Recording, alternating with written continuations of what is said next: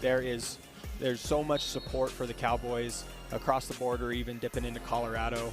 And like you said, Penn State, them being who they are, they have fans all over the place. You see all these little kids at the youth programs everywhere just rocking Penn State stuff. 184 here, Rocco Welsh and Eddie Neitenbach. Neitenbach 8-2 this year. And Welsh 5-0, sophomore from Waynesville, PA. Waynesburg, excuse me, PA. Neitenbach had a great tournament out there in Vegas weekend or two ago. I believe he placed 4th, along with 4 other of his teammates at that tournament. Decent tournament for the Cowboys. Last season was an NCAA qualifier. It's 2-2 there. Finished 4th at the Big 12 tournament. And now on the back end of this lineup, they're trying to close things off and get some momentum for the Pokes into the next duel. Heavy collar ties here. Rocco Welsh digging for that underhook.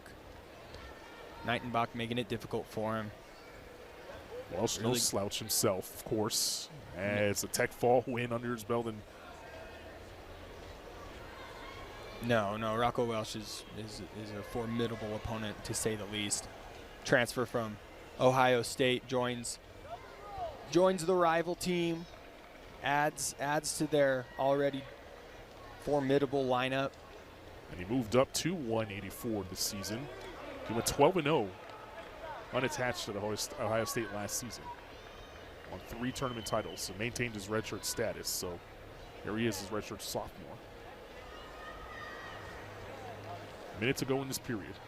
Haven't had any real clear shots being attempted here. I don't believe anybody's quite hit their knee yet. Just a lot of heavy hand fighting, which is to be expected as we go up in weight.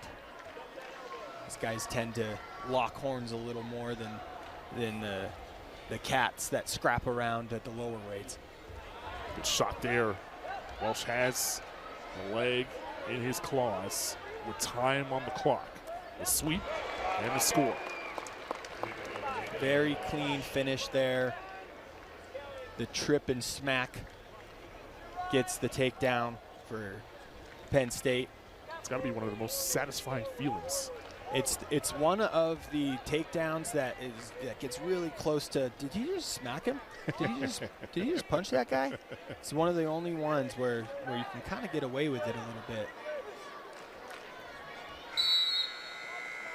So 3-0 advantage for Welsh heading into the second. That's his choice. Here's the replay of that gets takedown. The single up. Eddie throws his leg on the outside, makes it difficult to finish normally. Times it really well. Rocco Welsh kicks out that back leg and smacks his opponent down for a takedown.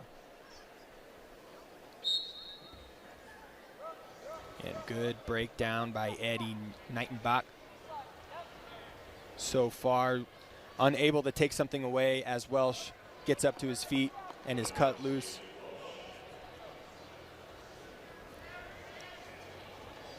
Back to locking horns here at the edge of the mat. Neitenbach has not really attempted a shot yet. No, there's another one from Rocco Welsh. Leading 4-0. Minute and 20 left in the second.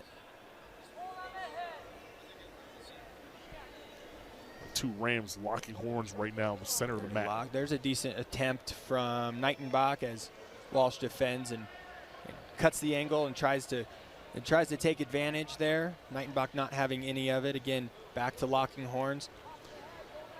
It's a very difficult, uncomfortable position. Might not look like it's a lot, but man, is that position draining. For the non-educated that are watching at home right now, the head positioning, explain that right now.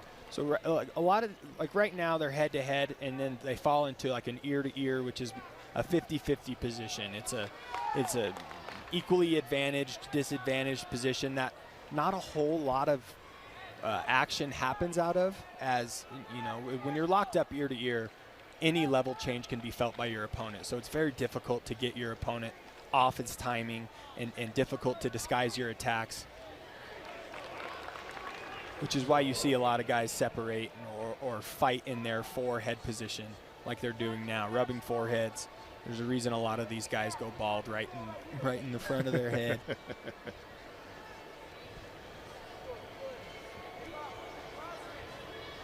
4 seconds, 3, 2, and that will be the end of this period.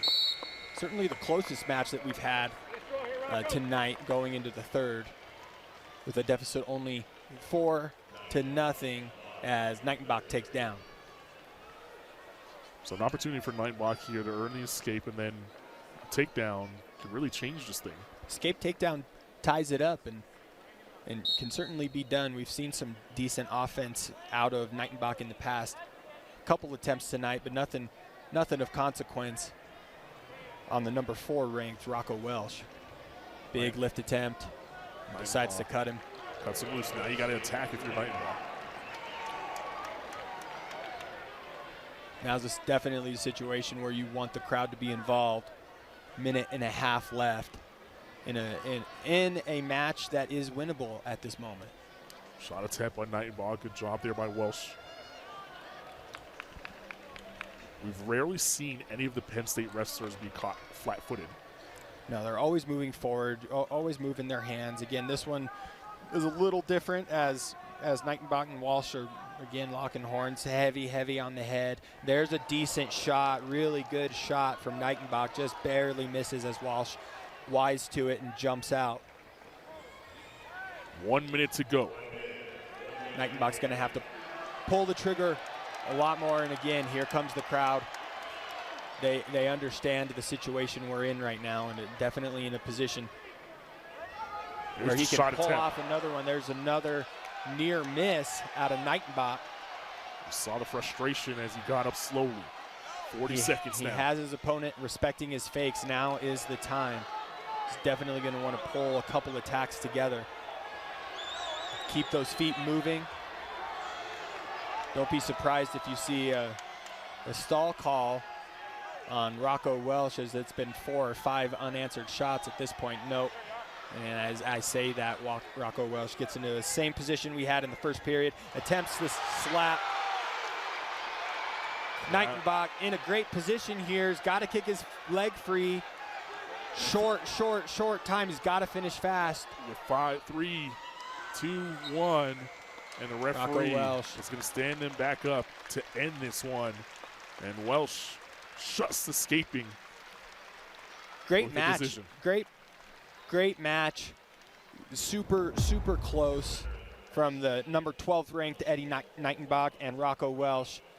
Again, both wrestlers wrestling, looking to score at the end. Rocco Welsh looking maybe to just hold on and stave off this upset.